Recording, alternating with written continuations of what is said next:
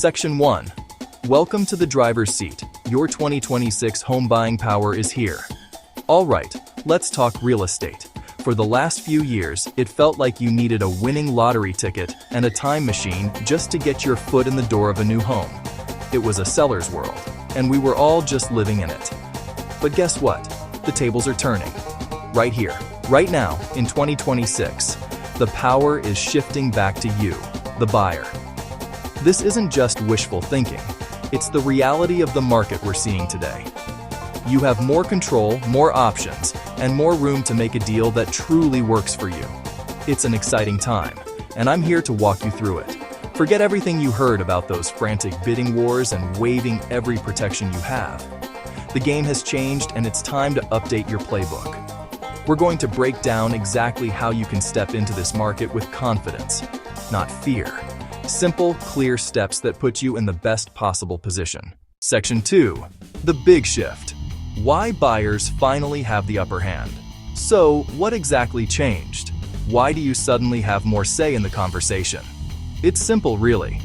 The market has taken a much-needed breath.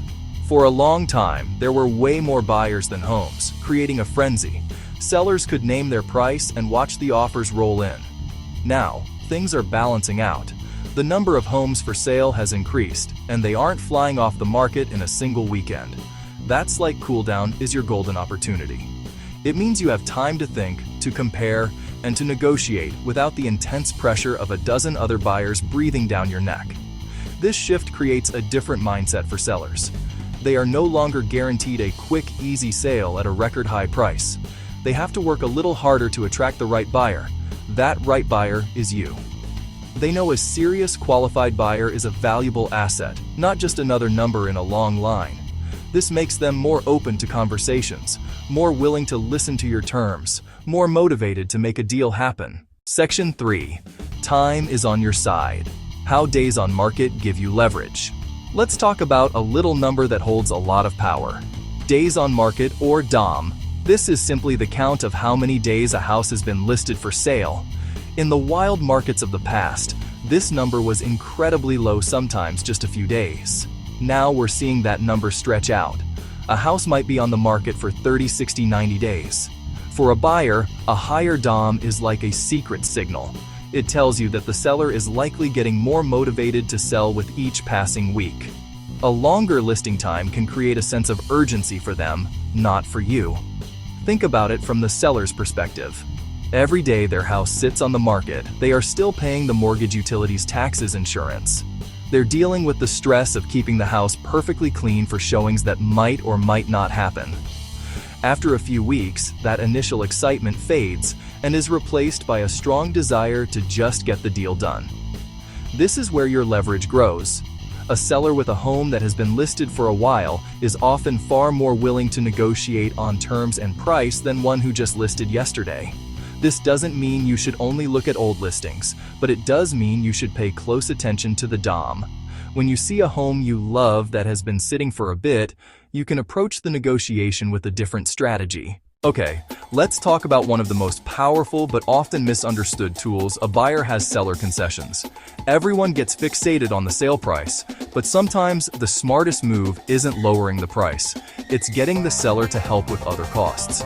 Seller concessions are things the seller agrees to pay for to make the deal more attractive. It's a win-win. You save a ton of cash up front, and the seller still closes without slashing their asking price. So, what kind of concessions can you ask for? Help with closing costs. Closing costs finalize your mortgage and can add up to thousands. Having the seller cover part or all can change how much you need to bring to closing. A mortgage rate buydown. The seller pays a lump sum to your lender to temporarily lower your interest rate for the first year or two, lowering your initial monthly payments. Inspection issues, like an older water heater or a fence that needs mending. Ask the seller for a repair credit instead of walking away. Then hire your own contractor after you move in, not from your pocket. Everyone wants the absolute lowest mortgage rate possible. I get it. We watch the news, we see the rates tick up or down, and we think, maybe if I just wait another month, it'll be even better. Here's some friendly advice. Trying to perfectly time the market is a recipe for stress and missed opportunities. It's like trying to catch a falling knife, risky and likely to end in regret.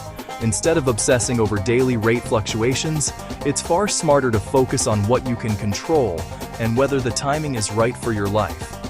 The truth is, even the experts can't predict with certainty where rates will go. Waiting for a significant drop that may never come could mean you miss out on the perfect house that's available right now. While you're waiting on the sidelines for a slightly better rate, home prices could creep up, wiping out any potential savings. A more strategic approach is to focus on rate stability. If rates are holding relatively steady, that's your green light. It gives you a predictable environment to shop in and plan your budget effectively. This is where those seller concessions we just talked about become so powerful. Worried about the monthly payment with today's rate? Ask for a seller-paid rate buydown. That gives you a lower payment for the first couple of years. If you want to walk into a negotiation with unshakable confidence, this is the most important step you can take. Getting pre-approved for a mortgage before you even start looking at homes is the ultimate power move. A pre-approval is not the same as a pre-qualification.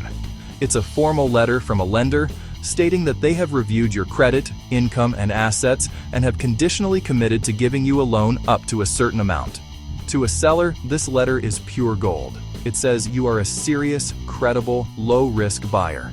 When a seller is looking at multiple offers, the one from the pre-approved buyer almost always rises to the top, even if it's not the highest price. Why? Because it signals certainty. A seller's biggest fear is a deal falling through at the last minute, because the buyer couldn't get financing. Your pre-approval letter eliminates that fear. It shows you've done your homework and are ready to go. This gives you immediate leverage, allowing you to negotiate from a position of strength when you ask for repairs or seller concessions.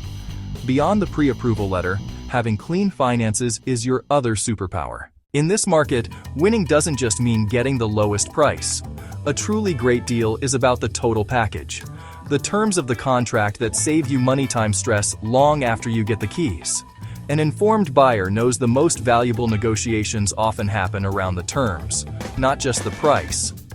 For example, getting the seller to pay $7,000 of your closing costs could be more beneficial than a $7,000 price reduction because it means less cash to bring on closing day. That's cash you can use for furniture, moving expenses, your emergency fund. Smart negotiation is also about flexibility. Maybe the seller needs to stay a couple weeks after closing to line up their next move. Offering a short rent-back agreement can be a huge relief and might make them more agreeable to your other requests, like that repair credit for the aging HVAC system. It's about finding the seller's pain points and offering a solution. When you solve their problem, they're more likely to solve yours. A successful negotiation is a conversation, not a battle. Find a fair middle ground where both sides feel like winners. Instead of a long list of demands, focus on your top 1 or 2 priorities. Need help with the monthly payment? Ask for a rate buy-down. Worried about repairs? Get a home warranty and a credit for the most critical inspection items. A focused, reasonable request backed by a strong financial position is hard to refuse. Act smart, not scared. In 2026, the power is in your hands if you use it wisely. Get pre-approved, clean up your finances, understand the market. A longer days on market gives you room to talk. Chase great terms through seller concessions, not just price haggling. Be prepared, professional, strategic, and turn this market shift into your victory. Go with a solid plan. Buy with confidence and excitement.